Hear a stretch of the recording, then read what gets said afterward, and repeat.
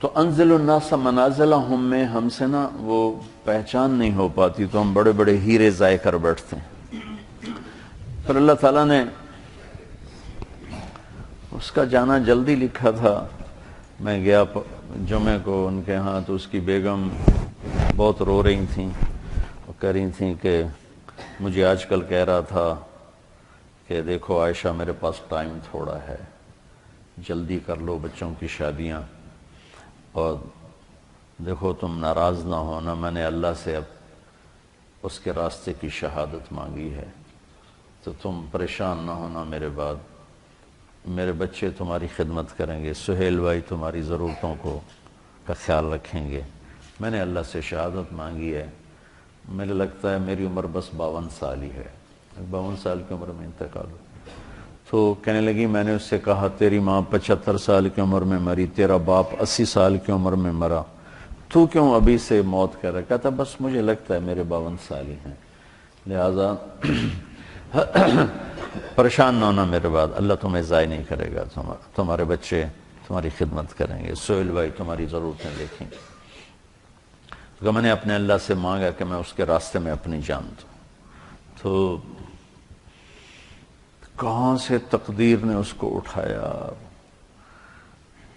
امریکہ سے انگلینڈ آیا، انگلینڈ سے کراچی آیا، کراچی سے لاہور آیا، تو لاہور تھا تو سعید چلی کی جماعت میں چل رہا ہے وہاں چترال، اس کا فون آ گیا کہ میری نصرت کے لیے آؤ، سہیل کو بھی اس کو بھی، تو تیار ہو گیا، ٹھیک ہے میں آتا ہوں، اور سہیل کو بھی اس نے تیار کیا، مجھے بھی فون کیا آپ بھی چلو، تو سہیل نے بھی کہا، میں نے کہا ٹھیک ہے آپ لوگ تو چلو، میں بھی دیکھتا ہوں اگر موقع ہوا تو میں بھی چلتا ہوں آپ کے ساتھ، میں تو کبھی چترال گیا نہیں، چلو آپ کی برکت سے میرا بھی سفر ہو جائے گا، کاش آپ میں سے کوئی بچہ مجھے اس جیسے اخلاق والا مل جاتا۔ میں تمہارے استادوں سے کہہ رہا تم سارا دن قرآن حدیث پڑھاتے ہو، لیکن تم سب میرے سامنے میرے بچے ہو، کچھ میرے بھائیوں جیسے مولانا عبیداللہ صاحب جیسے میرے بڑا، مولانا مفتی صاحب جیسے، باقی سب تو میرے چھوٹے ہیں۔ میں نے کہا میں دیانتداری سے کہتا ہوں، میں تم میں وہ اخلاق نہیں، اپنے میں وہ اخلاق نہیں دیکھتا جو میں نے اس نوجوان میں وہ اخلاق دیکھے۔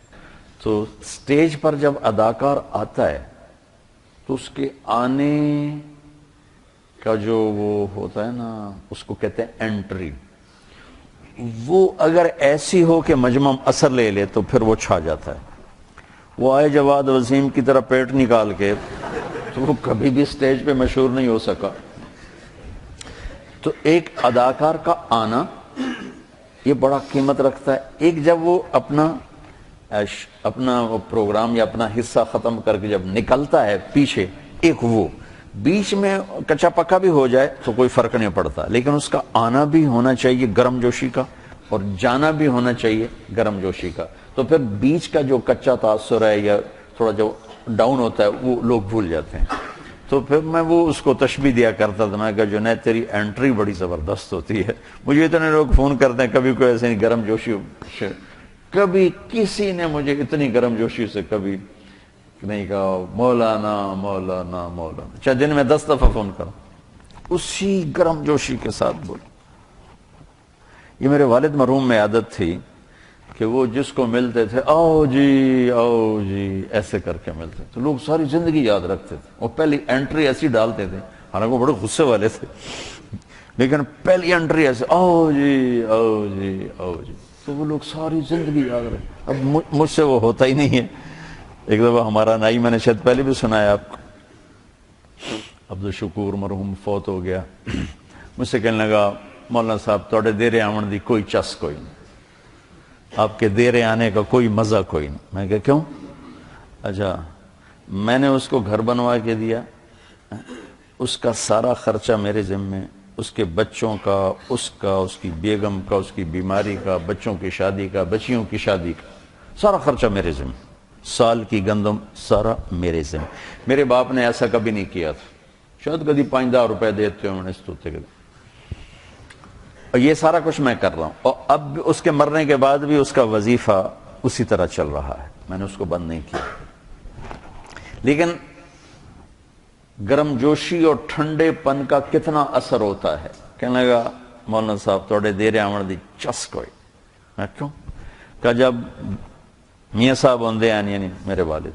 تو جو ہی میں گیٹ پہ آتا تو دور سے کہتے آؤ بھائی عبد الشکور آ گیا. ایتھے انہاں دے ہاتھ ہوندے ہیں آؤ بھائی عبد الشکور آ گیا. او بشیر آ دو بندیاں دی روٹی لے آ. کھاتا زیادہ تھا تو کہ 2 بندیاں دی روٹی لے آ. تو اس کو 2 کی بجائے, میرے باپ کا پروٹوکول کیا تھا, 2 کی بجائے 4 روٹیاں اور ایک آؤ بھائی آؤ بھائی. میں یہ نہیں کر سکا, ٹھیک ہے. اور میں نے کیا کیا میں نے آپ کو بتا دیا. اب وہ سارا اس نے 0 کر دیا اور میرے باپ کا یوں ملنا اس نے 100 کر دیا اور کہنے لگا تواڈے کول آویدا ملن واسطے منہ تواڈا ایدے ہوندا مسافر تسی ایدے کر دیو تانوں کی ملنا. اس کو یہ دیکھو میری ساری خدمت اس نے کیسے 0 کر دی. یہ توجہ فرمانی ہوتا. توجہ کہاں سے ہے؟ وجہ, چہرہ میری طرف کرو, چہرہ توجہ اپنے چہرے کو میری. اس لیے تو میرے نبی اذا التفت التفت جميعا, یوں نہیں کرتے تھے, یوں نہیں کرتے, یوں کرتے تھے پورا اور یوں ہوتے تھے پورا. ایسے نہیں ہوتا تھا کہ یہ اتنا اثر ڈالتا ہے کہ میری اتنی خدمات اس نے ایسے کر دی. اور صرف میرے باپ کا یوں کرنا اس نے 100 کر دی. یہ جنید میں صفت تھی. کوئی انکار نہیں, ہر وقت بشاشت. کروڑوں روپے کماتا تھا اور 1 روپے کی زکوٰۃ فرض نہیں. ایسے دیتا تھا, ایسے دیتا, ایسے ایسے. ہر وقت اس کی جیب سے ایسے نکلتے تھے اور اپنی بیگم سے کہا ابھی کہ دیکھو مجھے لگتا ہے میرا وقت قریب آ چکا ہے تو میرے بعد ہاتھ نہ روکنا, اللہ کے واسطے خرچ کرتے رہنا, ہاتھ نہ روکنا. تو بچوں بڑا صدمہ دے کر گیا ہے. میں کہہ رہا تھا ایک شعر ہے بڑا پرانا گھسا پٹا سا, ہر کوئی اپنے مردے پر فٹ کر دیتا ہے, لیکن مجھے پہلی دفعہ یہ شعر بڑا وزنی نظر آیا اور بڑا بھرپور نظر آیا. اور اس شعر کا اگر کوئی مصداق ہے میری اس زندگی میں تو وہ جنید بنا ہے. بچھڑا کچھ اس صدا سے کہ رت ہی بدل گئی, وہ ایک شخص سارے شہر کو ویران کر گئے. میں اس پر فٹا تھا. میں نے اور کسی شخصیت پر ایسا ماتم نہیں دیکھا, ایسا رونا دھونا نہیں دیکھا. میرے عزیزو دیکھو میں تمہارا استاد تو کوئی نہیں ہوں, کیونکہ میرا پڑھانا تو ہوتا نہیں, تمہارے استاد بیٹھے. میں سبب ہوں اس سارے, اللہ نے مجھے سبب بنایا آپ بچوں کے جمع ہونے کا, یہ ایک سسٹم کا. زندگی اس امت کو مختصر ملی ہے, کام بہت بڑے ملے ہیں. اس میں سارے نہیں ہو سکتے, سارے نہیں ہو سکتے, ایک ہی ہو سکتا ہے. ایک سے مراد ہے یعنی جو زیادہ اہم ہیں ان میں لگا جا سکتا ہے. ابو غدہ رحمت اللہ علیہ نے بھی اپنی کتاب میں لکھا ہے کہ علم لا محدود ہے, زندگی محدود ہے, لہذا سب کا احاطہ نہیں ہو سکتا, تو اپنے آپ کو اہم فل اہم میں لگاؤ. ایسے نہ ضائع کرتے پھرو, منطق کے پیچھے لگ گئے, فلسفے کے پیچھے لگ گئے, پتہ نہیں شعر و شاعری کے پیچھے لگ گئے. وہاں لگو جہاں کچھ کما سکو.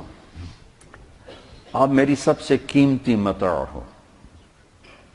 میرا اپنی معیشت پہ کوئی محنت نہیں, اس لیے میرا اس سے کوئی تعلق نہیں بن سکا.